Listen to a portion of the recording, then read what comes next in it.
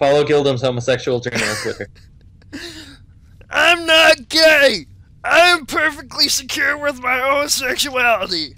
I like women. That's not an argument for being accused of being gay. Are you gay? I am perfectly secure with my sexuality. Not I'm straight. Just that I am fine with who I am. But are you gay? I am great with myself. But that's the joke, Alflame. That's the joke. Nah, seriously. If I have to be honest, without trying to be too awkward, I have my own insecurities. But I mean, really, who does? Oh, right.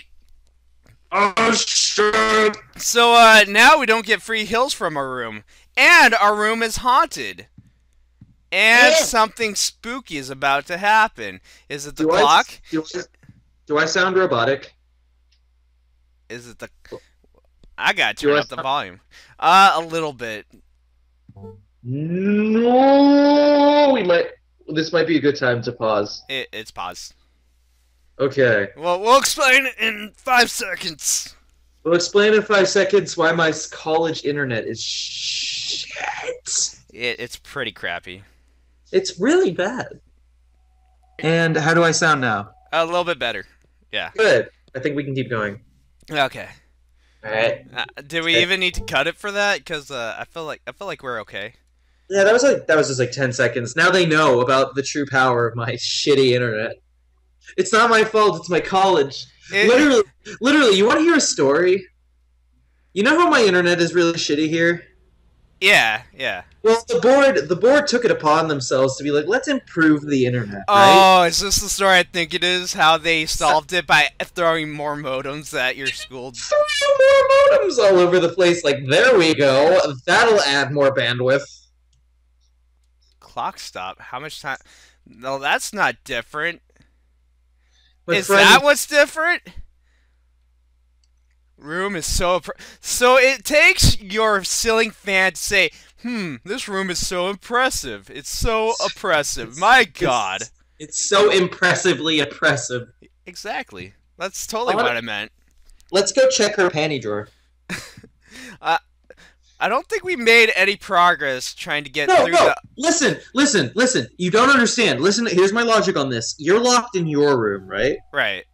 And now she's essentially, by the end of this, she's going to be locked in her room. Wait, Alflame, wait. What? I remember there was something about this room in particular. Something about Robbie the Rabbit here that just reminds me of something. Okay.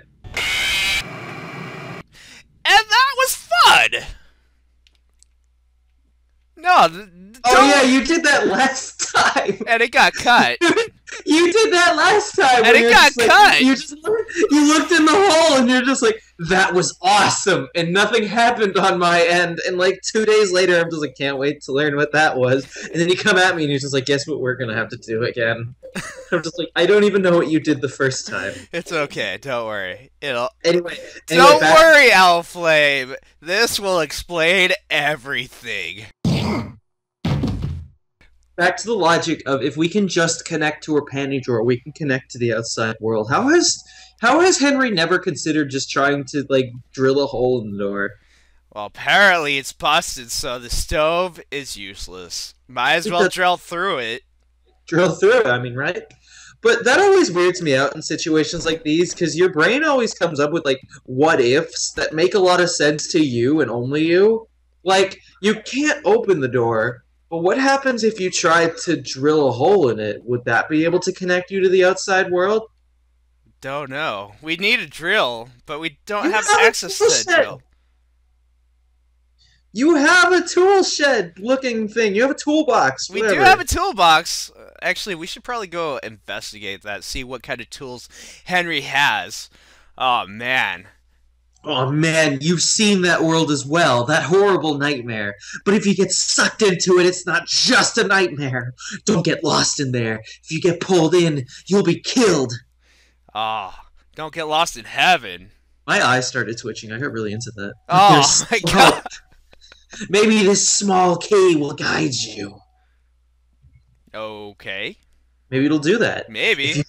If you've seen the door with the placard set in it, look on the other side of the door. Then keep going down to the deepest part of him and look for the ultimate truth. I like how truth is capitalized, like it's a proper noun. I feel like this is some sort of sexual innuendo, but I don't know. July 20th. Joseph. Joseph. Thanks, Joseph. He wants to go to the deepest part of him. And we got a small key. We needed that. We had to go back here. We needed that. I like the idea of it's just like he fails in like the other world where it's just like, and there's nowhere else to go. Better go back to my house. And it's like, here, have a key. And he's just like, great, I wanted this. Did I miss these? No, I remember these. Or did I? Did I? I don't know. Is it worth reading again? I feel like we didn't grab these. No, we grabbed one. The other one I want to say in the background just shows the note just still. They're talking about the copycat case, and they're talking about the new murders and how they suspect there's a copycat. But you know, Walter Sullivan is pretty much dead, except I think they just realized that. Yeah. And also when we get done with this, read the other one. Read the other one, and I'm pretty sure that the picture on the back will just be the notes still stuck in like the bookcase. I think. Is there 3 notes? Or no, never mind. I can't tell if it's been days or hours during the time they found the body of 14 out of 21. Hallucinating, lost my mind, no date written. I'm not gonna lie, I can't believe how the cops managed to figure out the code. Actually they didn't. It was Joseph Scriber, I think. Anyways, he figured out the code. He figured out that the middle number wasn't actually a number. It was actually a slash. Like, that's convoluted as bit. shit. Well, you gotta understand, Joseph was stuck in the same situation we were. True. Yeah, so basically, he was trying to piece all this together.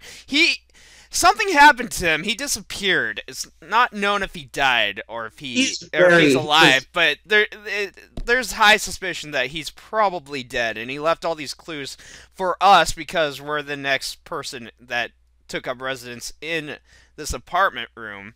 So he left he basically left breadcrumbs to everything that he figured out so that we would stumble onto everything that he knows up to this point.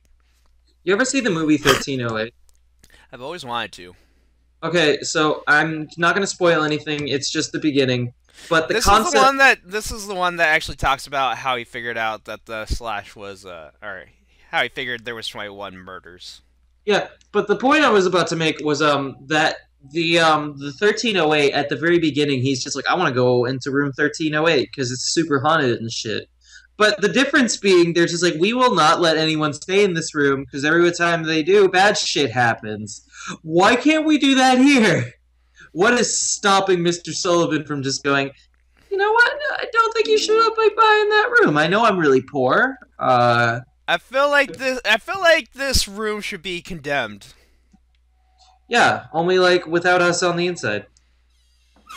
Like, what happens when a room is condemned by any means? Just out of curiosity, do you tear down the room and redesign it, or is it like I don't know, some sort of permanent stain where you have to ignore it? It's usually like some sort of permanent. Do not go in there.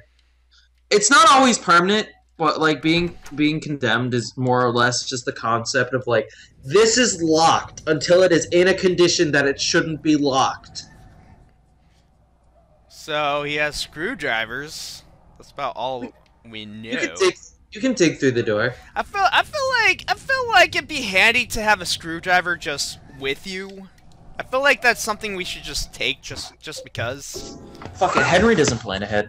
I'm just saying, like a good Phillips screwdriver, you know. Never know when that could come in handy, but always good to have. One of those really tiny screwdrivers that's really good for digging into like consoles. You know the ones, you know the dumb screws that are just like, you need a screwdriver the size of like... Have you tried to take apart a console? There's a lot of weird shaped screws. Yeah, there are, and I have actually taken apart a console before. There's these star screws, and then there's the ones with triangles on them. It's kind of messed up. Oh, hey, Eileen. Hey, Eileen, you're looking hot. I'm not gonna lie. She is lie. very happy to see us, and yet we're just like, Eileen, just get off. Eileen, I've already emoted today. I have no more emotions for you. I cannot emote any more than I've done today. Eileen, I'm out of fills right now. God, oh god, the teeth. Oh. It wasn't bad enough that there was emulation. Oh god. Someone named Joseph. Truly, this is how Henry sees everybody. Like, you think that she's not even injured, she's like perfectly fine, and this is just how Henry sees her? Actually, half the reason I want to leave the emulation issues is because I feel like this adds to how Henry sees the world. Enhance the experience. Exactly.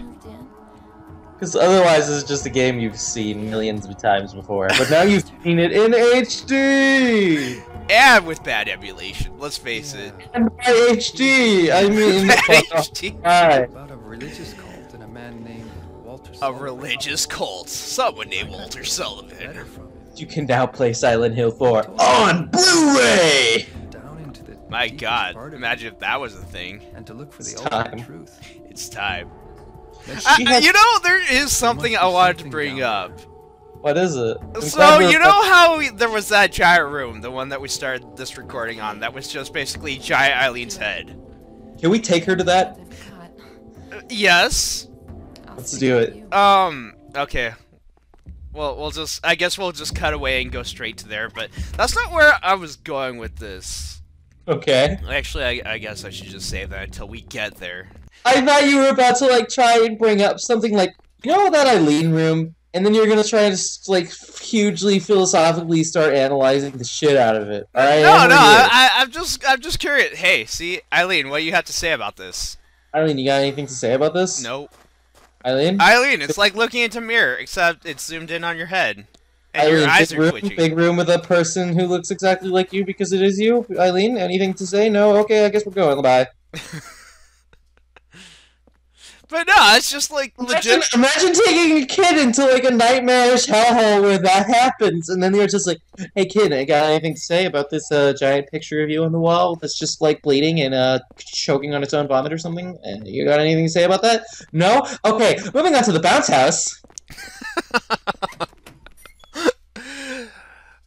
Okay, enough with the permanent scarring. Let's move on to real life. Sorry.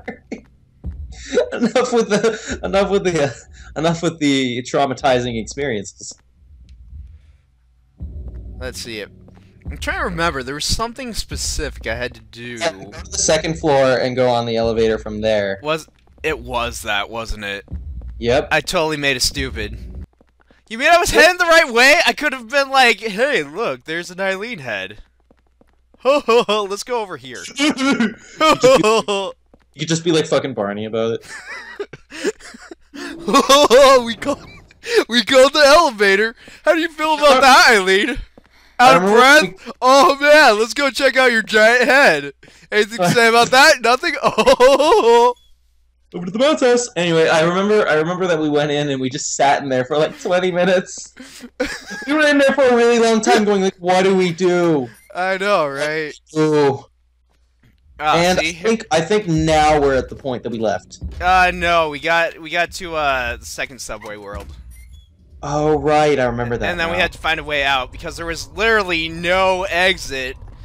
Well, I mean, there wasn't like a straight. There was no intermission. I remember this. I remember this. This was the fun little. And let's play. This was the fun part because when they fall, they just like they make a whole bunch of perfect sounds down the stairs. Watching none of them do that now. They make a bunch of burpee sounds. Watch none of them like slide down the stairs like last time. I know. Well, that one did, but that I don't know. They're dead. Makes me you're happy. on the flat section. Yeah. Stopped at a flat section just because you suck. No, I got the first one to do it.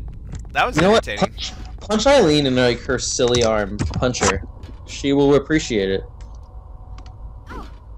She sure did appreciate it. I'm a horrible person. There's just text that scrolls up on the bottom saying, "I appreciate it." I'm a cold-blooded abomination with extra hot cheese. What? Don't worry about it. Let's just keep going. I feel like I know that reference. You probably. Is it a Fairly Odd Parents reference? No. Okay. I'd love to hear like someone from Fairly Odd Parents just like say that just for no reason. I vaguely remember a Fairly Odd Parents character made of cheese. Do you think I should do it just to prove that it does not lead to your untimely death? Well, I mean, you can. What is this place? True. It's a hole, Eileen! It's a hole! You're gonna be left alone on the stairwell.